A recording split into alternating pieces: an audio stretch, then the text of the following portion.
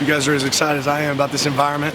We got our 2 tickets we're giving away here for signs. I'm expecting some people in this group to be holding their signs up. Should be a lot of fun. We had our third down red area day.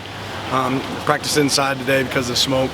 But it was good. It allowed us to get a little bit better crowd noise for some of our defensive stuff. It's hard to, when our stadium is as crazy as it can be, right? It's hard to communicate on that side of the ball when you're out there. So creating that environment right now for our players is really, really important. But plenty to clean up. Excited about the direction we're headed. Excited to play a good team.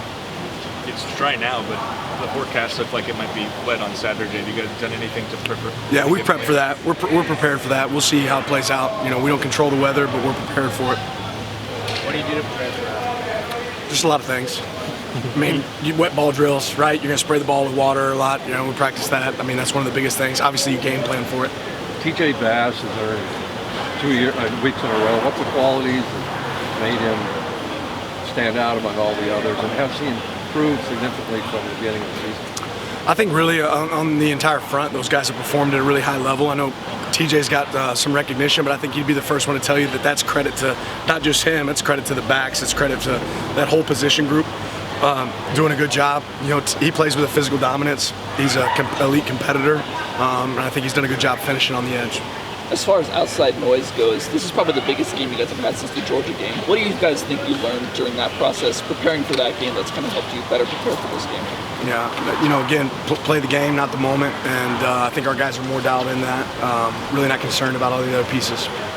How does the actual requirement to be on air Saturday morning, I think like 6:30 in the morning, how does that actually change your game day morning? Not a ton. Yeah, no, not a ton. I mean, we have a staff meeting that morning, but that doesn't affect us that much. You're clearly exploring a lot of options at punter.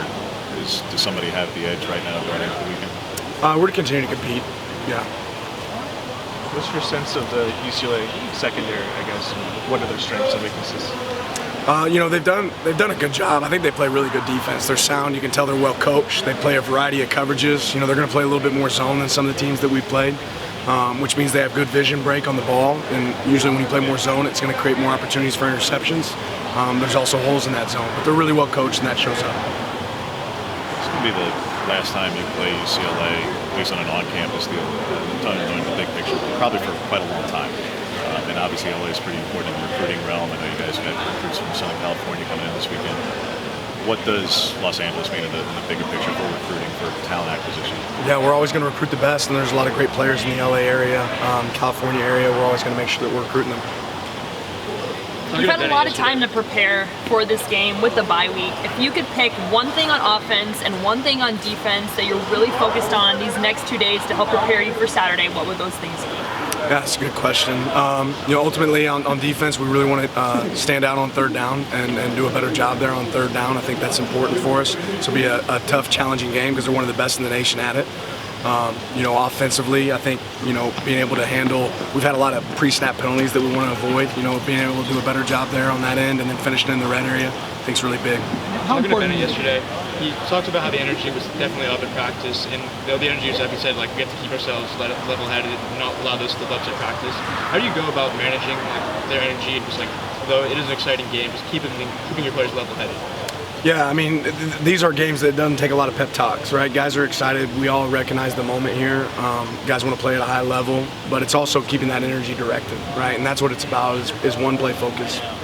How important is it to make big plays first and second down defense, like we were talking about for third? Because they're pretty good at converting third down. It's probably a lot easier 3rd and 3 than 3rd and 9. That's the big thing you'll notice when you watch them play is they're not playing a lot of 3rd and 12s, 3rd and 10s, 3rd and 8s. They're 3rd and medium or 3rd and short because of the way they play. And it's exactly what you said. It's about winning first and second down to create those opportunities. What have you seen from DTR that makes him so effective on first downs? I'm forgetting the numbers, but his stats have been really good on first downs this year. Yeah, high percentage passes. I mean, he's completing the ball well, and then when they run the ball, obviously he's a threat to run it. So when you don't turn it over, that's a big piece, and they've done a good job in that category, especially since early in the season. They've really been better and better as the season's gone on. How would you assess your coverage so far just in games this season at the midway point? Oh, good at times, bad at times. I think we can be improved, so we got to get better there. All right, thanks, Coach. Appreciate it.